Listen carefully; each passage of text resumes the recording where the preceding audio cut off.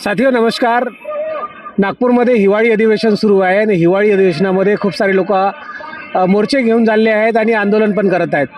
आता आपल्या मागं जे बॅनर तुम्ही पाहता त्या बॅनरमध्ये लिहिलं आहे शेत चोरीला गेला आहे. आपण मराठीमध्ये एक पिक्चर पाहिलेला होता, विहीर चोरीला गेलेली आहे. आता शेतसुद्धा चोरीला गेलेलं आहे. आता शेत कसं चोरीला गेलेलं आहे ते माहिती आपण यांच्याकडून जाणून घेऊ की त्यांचं शेत कसं चोरीला गेलेलं आहे. तर जे मान्यवर आहेत त्यांचा आधी परिचय घेऊया. तर सर तुमचा पहिला परिचय सांगा. संतोष तांडेकर, संतोष भारत तांडेकर. मी राहणार नागपूरचाच आहे. माझं शेत उमरेडला आहे. आणि हा जो विषय आहे शेत चोरीला गेलं हा विषय सांगा. विषय म्हणजे असा साहेब की मी 1969ला खरेदीचं आहे आपल्याकडे प्रकरण. माझ्या जमिनीची रजिस्ट्री 1969ला लागली. 2005 मोजणी झाली. मोजणी झाल्यानंतर साहेब आपल्याला आजपर्यंत त्या शेतीचे कागद पुरावे करून पूर्ण सगळे कागद, दोनदा 7/12 बनला, एकदा मोजणी झाली, नवीन खसरा क्रमांक पडला, तरी सुद्धा अधिकारी मला 7/12वर माझी जागा दाखवू शकत नाही. मग मी कुठे शोधावी माझी जागा? त्यासाठी साहेब मी माझं शेत चोरीला गेलेलं आहे आणि मला साहेब शोधता ते जागा भेटत नाही आहे. जागा भेटते तर कागद भेटत नाही. कर्मचारी म्हणतात की कागद हे नाही, कागद हा नाही, त्याला तो जुळत नाही, त्याला तो भेटत नाही. मी कुठून शोधावं? कर्मचारी नाही ना, मी कास्तकार आहे, मी जमीन करणार आहे, माझ्याकडे छोटंसं शेती आहे. आम्ही एका संस्थेसाठी आम्ही संस्था उभारू, लोकांच्या कल्याणासाठी आपण काही करू बा म्हणून या कारणास्तव आम्ही जी जागा घेतलेली आहे, पण त्यात काही फायदा होऊन राहिलेला नाही. आता 2023, 2005 तेव्हापासून दोनदा 7/12 बनले. एक 2011ला 7/12 बनला, 2012ला कॅन्सल केला, 2023ला 7/12 बनला, 2023ला कॅन्सल केला. साहेब कॅन्सल करण्याचं कारण काय? तुम्ही रद्द करता, आमचे 7/12 रद्द करता, तर रद्द करायचं कारण असेल ना. माझी जी जागा आहे ती प्रॉपर मला कागदावर दाखवा. मी जी रजिस्ट्री घेतली, तुम्ही रजिस्ट्री करून दिलेली आहे मला, गव्हर्नमेंटला मी पैसे पे केलेले आहे. त्या पैसे पे केलेल्या जागेला, रजिस्टर्ड जागेला, त्या कागदावर लिहिलेल्या नेमणूक केलेलं आहे की याच्या पाठीमागं, त्याच्या बाजूला आणि त्याच्या डाव्या बाजूला असं जेव्हा लिहिलेलं असते तेव्हा ते यासाठी लिहिलेलं असते की आपल्याला माहीत असते की आपली जागा याच्या बाजूला आणि त्याच्या पाठीमागं आहे. पण साहेब माझ्या अधिकाऱ्यांच्याकडे जातो तर ते काही सांगतच नाही. मी त्यांना ते कागद आणा, मलाच फिरवतात. भूमी अभिलेख त्यांनी तसं केलं, तो महसूल म्हणतात की त्यांच्याकडे तो कागद नाही. अरे मी कुठून आणा शोधून?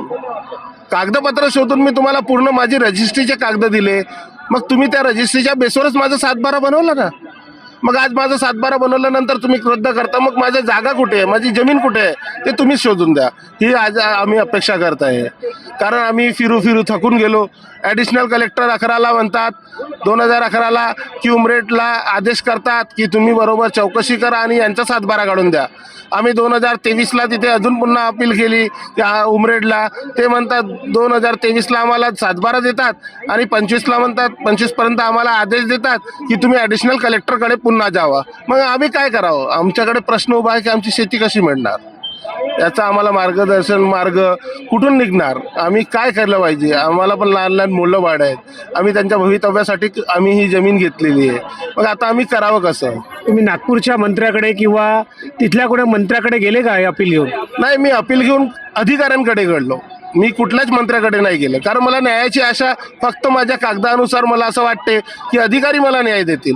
पण मला आता अधिकाऱ्यांवर काहीच विश्वास राहिलेला नाही. अधिकाऱ्यावर विश्वास नाही ना. आज तुम्ही धरणा आंदोलनामध्ये बसलेल्या हिवाळी अधिवेशनात, तर तुम्हाला अपेक्षा आहे का मंत्र्याकडून? हा, मला अपेक्षा आहे मंत्र्यांकडून की माझा हा प्रॉब्लेम सॉल्व्ह झाला पाहिजे. कारण हा माझा एकट्याचा प्रॉब्लेम असेल. मी आणि माझा मित्र आम्ही एवढ्या दूर फिरत असतो, आम्ही एवढं जात असतो, यांच्याकडे कागदाचे पाठपुरावे करत असतो, जे बोलवतात ते देतो आम्ही. पण मला माझे कागद भेटले असल्यानंतर सुद्धा तुम्ही मला ते पुरावे देऊ शकत नाही. आणि माझ्या कागदाचं मला परस्पर मी ज्या मागण्या, तुम्ही जे कागद मागितले मी ते कागद शोधून तुम्हाला आणून दिले. तुम्ही मला 7/12 बनवून दिलं. मग तो 7/12 बनवल्यानंतर तोच अधिकारी मला आदेश करून सांगतो की हा तुझा रद्द झाला. हा काय कारण आहे साहेब? म्हणून मला मंत्र्यांकडून आशा आहे आणि सरकारकडनं आशा आहे की माझं हे प्रॉब्लेम सॉल्व्ह झालं पाहिजे. तुम्ही आता इथे बसलेले आहात, हिवाळी अधिवेशनात धरणा देऊन बसलेले आहे, तर तुमचं पुढचं पाऊल काय आहे? कोणत्या मंत्र्याला भेटणार? मला आता बावनकुळे साहेबांकडनं आशा आहे की बावनकुळे साहेबांनी जे स्ट्रिक केलेलं आहे त्या हिशोबाने आता ही माझी जी अपेक्षा आहे, माझं जे निवेदन आहे ते मी बावनकुळे साहेबांकडे जाऊन भेटणार आता.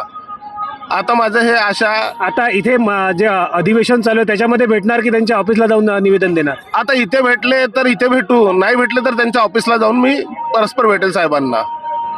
चला ठीक आहे.